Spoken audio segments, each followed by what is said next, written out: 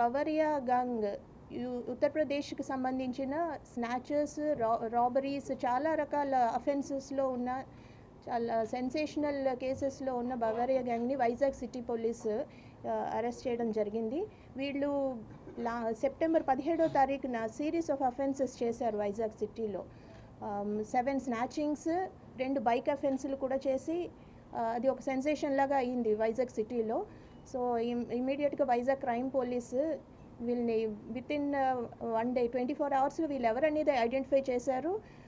అట్లాగే ఈ gang, particular gang other state gang అని తెలుసుకొని వాళ్ళని ఫాలో అవడం జరిగింది. మా team, Vizag city crime team, Kancharapalem inspector గారు and Kancharapalem SI and 1 town SI వీళ్ళందరి టీం కూడా ఉత్తరప్రదేశ్ కూడా వెళ్ళడం జరిగింది.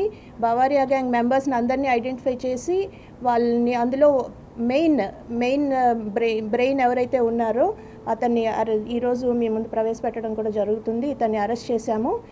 ఇతని టీంలో, ఈ గ్యాంగ్లోని ఇంకా 3 ఉన్నారు. వాళ్ళని కూడా త్వరలోనే మేము పట్టుకుంటాము. వీళ్ళు మొత్తంగా వైజాగ్ సిటీలో 7 స్నాచింగ్స్ చేశారు.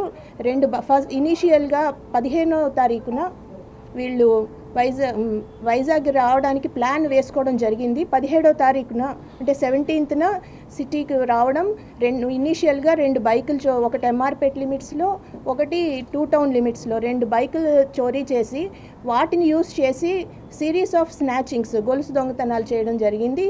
చేసి నైట్ ఏపీ ఎక్స్ప్రెస్కి వీళ్ళు ఉత్తరప్రదేశ్ వాళ్ళ సొంత ఊరికి వెళ్ళిపోవడం కూడా జరిగింది. అయితే వైజాగ్ సిటీ క్రైమ్ పోలీస్ మాత్రం వాళ్ళని క్లోజ్గా ఫాలో అయ్యి వాళ్ళని అతి చాకచక్యంగా వాళ్ళు ఎవరైనా ఐడెంటిఫై చేసి అందులో మెయిన్ లీడర్ ఎవరైతే ఉన్నారో ఈరోజు అరెస్ట్ చేయడం జరిగింది.